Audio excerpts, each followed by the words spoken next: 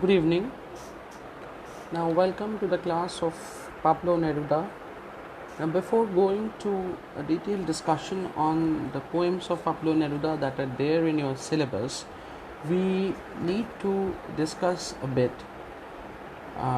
briefly on Latin American literature in general and Latin American poets and their works in particular.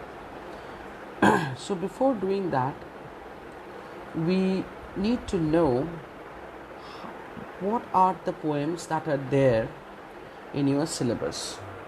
And you have 6 poems of Pablo Neruda in your syllabus.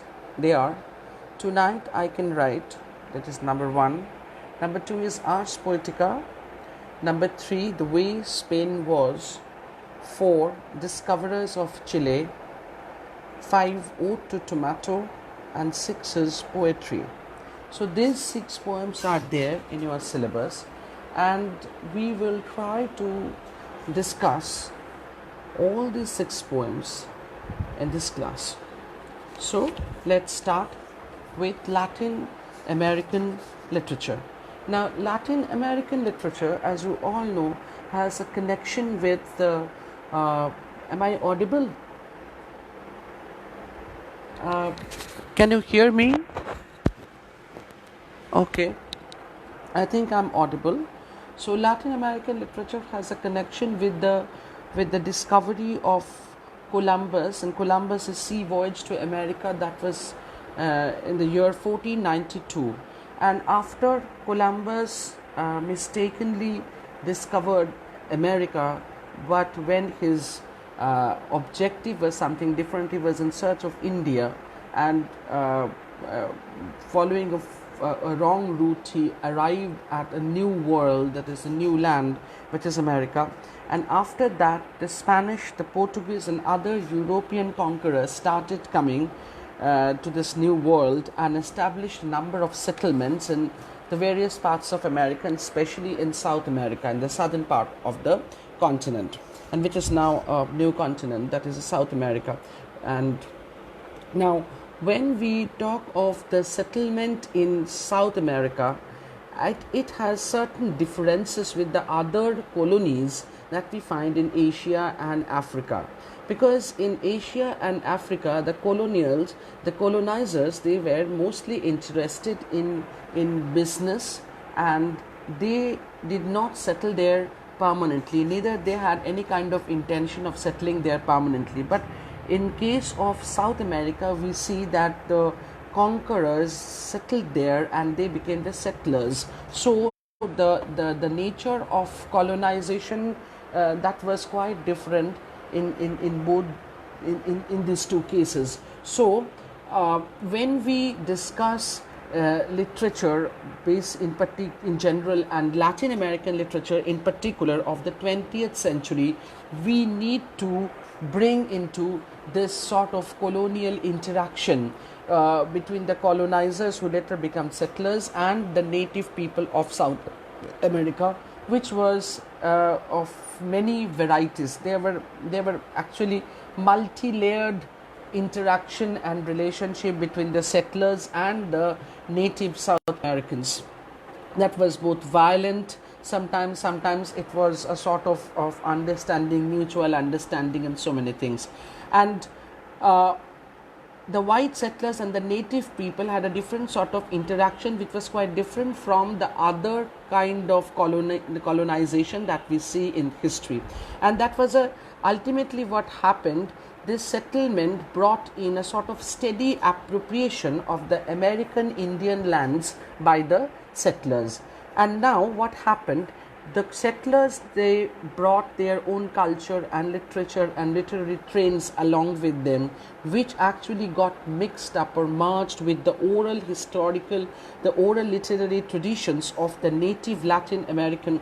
And this particularly native Latin American, or the American Indian, which are not the Red Indians, the Indians, because they have their own literary tradition, the result was a sort of checkered literary condition, which was mixed up with the literary trends that the settlers brought with the myths and legends of the native Indian tribes. We are calling them Red Indians or American Indians of the land where the settlers settled.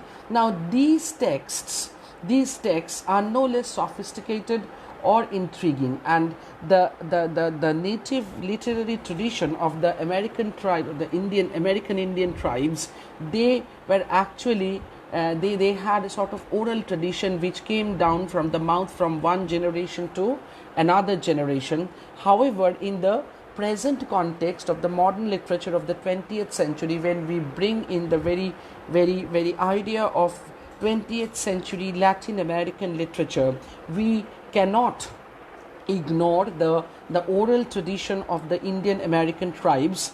At the same time, we need to bring into focus or bring into discussion their mixture, their assimilation with the literary trends of the settlers. So in the present context, we will find that in the modern 20th century literature, mainly the Latin American literature, we find that some important traces of the literary traditions of the American Indian tribes are still there, and which come up as the salient issues of their multifaceted culture and society, because there occurred a sort of assimilation between the culture and literary trends of the settlers and the native Indian American literary trends and culture. So we find both the qualities and characteristics of these two elementary elements in the present modern or 20th century Latin American literature. Now, if we come to the genealogy and trajectory of the Latin American literature, we find that the greatest book of the 20th century Latin American literature is Hopscotch, which was published in 1963 and was written by Julio Cortázar. Now, Cortázar was the person who is taken as a very important and significant figure in the Latin American literature, because his Hopscotch actually dealt mostly with the problem of reading, and this particular idea that Cortázar focused on in his work Hopscotch, that is the problem of reading, and he focused on the gaps that open up various levels of ideas and various worlds in front of the readers. And that's why apparently the text looks a bit confusing, and it is all generally said that anytime you open any page of Hopscotch, you will be able to read without getting the previous idea of what were there in the earlier pages. So any particular part of the book can give you, or it is able to give you, the basic message of the book. So the linearity of reading, the linearity of the narrative was disrupted, was challenged by Cortázar in his Hopscotch, and this particular thing, this confusion that were presented in the Latin American literature by Julio Cortázar actually has connections with another important Latin American writer, that is John Luis Borges, who actually brought in, or who actually made the very idea of magic realism more popular, because magic realism, which is associated with George Louis Borges, and which has a primary ideas of that particular idea or that particular concept in the work of Cortázar's Hopscotch, this actually later became a very important or salient feature of Latin American literature. So it is said that the Hopscotch is a very significant book of Latin American literature, and it dealt with the problem of reading, and it focused on the gaps that we find in reading the text. So it is so open-ended that anytime you open any part of the book and start reading, you will be able to get the basic idea of the book. And Hopscotch, particularly as a work, it recalls the works of George Louis Borges. Also, he is an Argentinian writer, and Borges in his writings actually dealt with the narrative as a maze which has many possibilities and many non-possibilities. So Borges dealt with Borges considered the narrative as a maze of forking paths. So when I'm talking of a forking path, that means it has two possibilities, or there may be many possibilities. So a narrative is sort like a maze having forking paths from which a reader can construct myriad possibilities. So a text is something to the Latin American literature which is open-ended and which offers the reader many possibilities to arrive at various conclusions. So it is never characterized by the authenticity of the reader.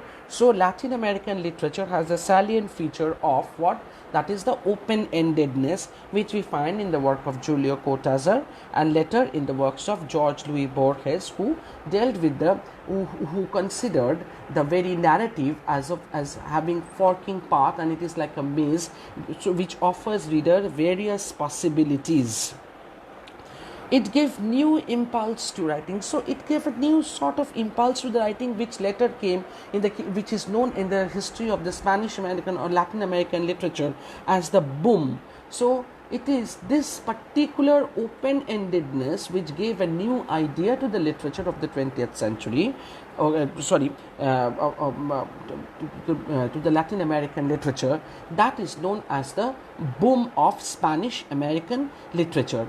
And we find three important writers who are following in the footprints of Cortázar and then Jorge Luis Borges. They are you can if you want, you can note them down or if you have this book with you, that is the book by Ajanta Dutt, so you will get all the details here. So three important writers, that is Guillermo Cabrera, whose work is The Three Trapped Tigers, then Mario Vargas Llosa, and his work is and the work is The Greenhouse and The Change of Skin by Carlos Fuentes. Carlos is from Mexico. So, and ultimately we find the work of Gabriel Garcia Marquez, that is the name of the book is 100 Years of Solitude, and you have the text in your syllabus, which ultimately took the very idea of magic realism to the very zenith of its perfection. So Cortázar is the important writer of Latin American literature with his hopscotch. His work has connection with the works of Jorge Luis Borges, and with Borges came the very idea of the Spanish, the known as the boom in Spanish American literature. And then we have the three writers. You will get the names in that book. Now, what happened in the meantime? In 1959, there happened the Cuban revolution, and when Fidel Castro became the president of Cuba, and this particular incident, which is a socio-political change in the continent of South America, which brought in the communist rule in South America, and which brought in a very radical change in the socio-political matrix of South America. And what happens when there is a sort of radical change in the socio-political structure, in the socio-political scenario of a particular place, the literary trends also changes with that literary trends also change with the radical change in the socio-political scenario. So with the Cuban Revolution and the coming and the rise of Fidel Castro as the president of Cuba, there came a change, and which has certain reflections in the literatures of Latin American writers. The literature now we will find in Latin American literature, they got a new sort of confidence in them and a commitment, and this commitment is towards the common people, because the Cuban Revolution brought to power the communist rule. They were much more committed to the common mass. So literature not only dealt with the certain beautiful or aesthetic things, but literature became much more a thing of the common people, and it has certain commitment towards the common mass, and it dealt with the sense of power. So the three things that characterize the literature, the Latin American literature after the Cuban Revolution, is the confidence. They discovered a sort of confidence, commitment towards mass, and the sense of power.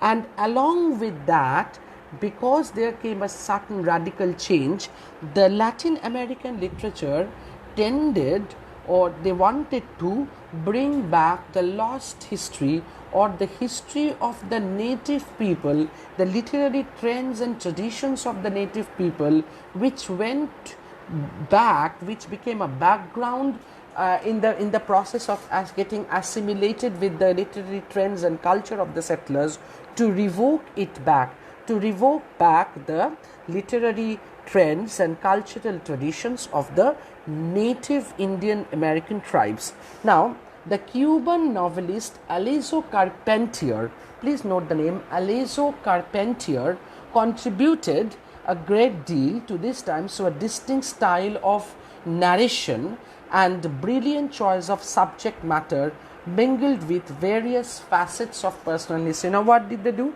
Now Alejo Carpentier, he did what? In his work, he tried to deal with the distinct style of narration, the narration that was structured by, in the work of Cortázar and later in Borges, or in which will later develop into magic realism. That particular style of narration was mingled with, that's mixed up with the distinct style of narration, with the brilliant choice of subject matter, mingled with various facets of subject history, of the personal history. Now personal history became much more important. Now personal history is the very opposite of the official mainstream mega narrative of the history. So personal history is something which focuses more on the personal likes and dislikes, desires and wantings and many more things, which actually want to have an idea of the macro based on the ideas of ideas in the micro. They want to arrive through the micro to the macro, because they think that the macro is just a combination of the collective micros. So personal history, if there is always a tendency of the grand narratives of history to ignore the micro narratives of history. So when, as a subversion, I can think that the micro narratives can actually help one to arrive at the basic idea of the macro narrative, then it becomes a subversive reading of the historical tradition or history itself. So this we find in the work of Alejo Carpentier and his book Explosion in Cathedral. This is the work of Alejo Carpentier, that is Explosion in a Cathedral, that actually did what? It recreated the life of the Caribbean. So Caribbean islands, as you all know, actually Latin American literary tradition, and actually South America is actually consists of Latin America, the Caribbeans and the Mexican islands. And so Dom Morris or Naipaul, they are Caribbean, Walcott, they are Caribbean writers. Okay, and so what we find in Explosion in a Cathedral, that there is a recreation of life in the Caribbean during the French Revolution, and it reflects on the history. It does what? It reflects on the Caribbean history through in a satirical mood, through biting satire. What is Carpentier doing? He is recreating the history of Caribbean, and they are satirizing the historical figures and making them the butt of jokes. So those who are historically powerful in the grand narratives, they were satirized and they were made the butt of joke in the personal history, which is just a subversion of the grand narrativization of history. Now to Carpentier we owe the phrase lo real maravilloso. So maravilloso, lo real maravilloso means the marvelous real. Now herein also, actually if you go through the development and trajectory of the Latin American history or the Latin American literature, you will see that how the very concept of magic realism is getting developed through the writers and their work, starting from Cortázar through Borges, then Carpentier, and so on. Now, this lo real maravilloso, or the real or the marvelous real, is something which gives a basic idea of the magic realism, and later which became a which became a pan-American idea, and even influenced writer like Salman Rushdie, who used the magic realism in his work, The Midnight Children, and in many other later in his many other later works. So magic realism is defined as a movement in art in the early 1920s, but now it was considered as a movement in art in the 1920s, but later it got many other ideas added to it, and it added several other backdrops with which we can read the Latin American writers and their works. So magic realism becomes a very important and salient feature of the Latin American writer. So okay, the first is Carpentier's. So if we look into the very basic ideas of magic realism and how magic realism is getting developed, or it is maturing with the writings and the writers of Latin American literature, we will see the first is Carpentier's personal interpretation of a wonder that America was. So first, Carpentier did what, when he was trying to recreate the Caribbean history, he was using what he was trying to see America as a wonder. So America, the New World, which was discovered by Columbus in 1492, and as an aftermath, the foreign conquerors came, the Spanish, the Portuguese, and many other people, they came, and Chile was the Spanish colony for so long years, and the Spanish people actually settled there,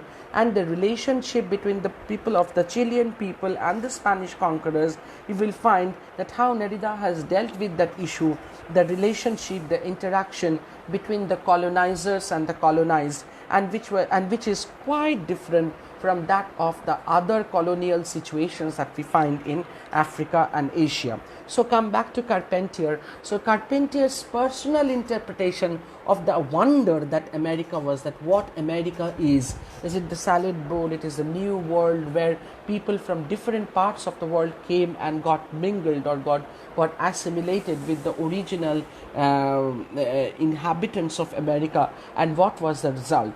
The second view is that the first view is that the Carpentier's personal interpretation of the wonder that America was. The second view was that American writers can write stories of fantasy and superstitions, that the American writers can write stories on fantasy and superstition and actually believe in them as being the ultimate reality. So this is where you will get the basic idea of magic realism, that where you will see that the writers are dealing with fantasy and superstition and dealing with them in such a way, in such a manner that they seem, that they look, that they are very much real. So this is the thing. And the third is an essential idea for all literature. So these are the basic things which characterizes Latin American literature.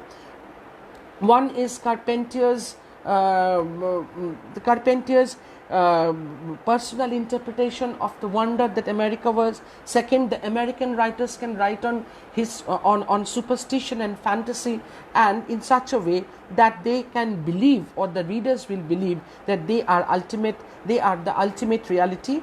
And third, an essential idea for all literature is that however fantastic or unbelievable a story might be, suppose you may think that a story is fantastic or unbelievable, however it may be, the method of narration can make it commonplace and approachable. So that was the thing. So all these 3 points actually characterizes not only magic realism but also Latin American literature in general. Or actually both these characteristics or both these features, all these 3 features not only describe Latin American literature but the very idea of magic realism, which proves that magic realism, the idea, is very intricately related or connected with the movement and the trajectory.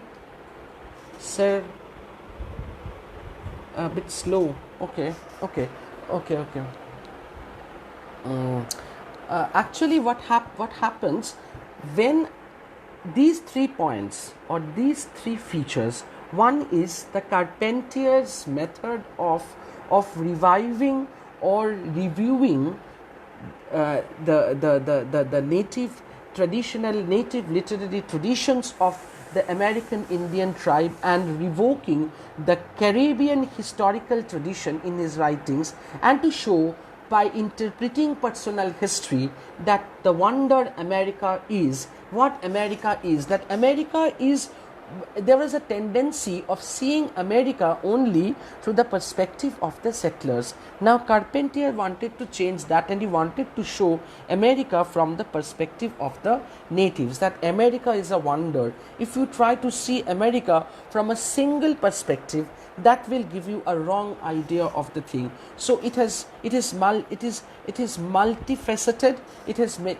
You need many perspectives to see America. One, that through which he showed that America is a wonder. Second, that the American writers can also deal with superstitions and many things which are fantasy, and which they can think that these things are ultimate reality. And the third is, which is very essential, that is they can deal with this fantasy and these superstitions in such a way that they seem or they come up as approachable as well as very commonplace. So this is the very basic idea of magic realism also, which proves that Latin American literary trend.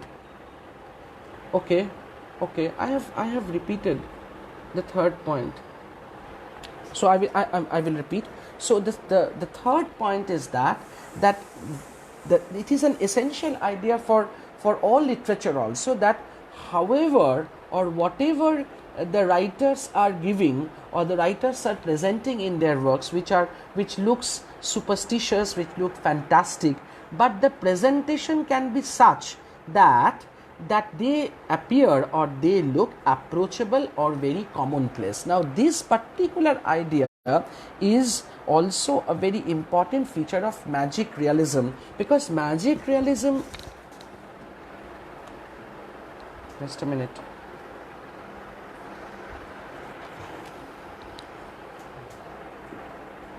because magic realism is something which deals with the fantastic and the superstitious and apparently supernatural things in such a way that they look what commonplace and approachable. So they deal with the magical things in a very real manner. So it also connects the very thing with the ideas of Borges, where Borges said that the narrative is very much like a maze having forking paths, which gives many possibilities. So this you can connect with the salient feature of magic realism, that when I'm dealing with a thing which is apparently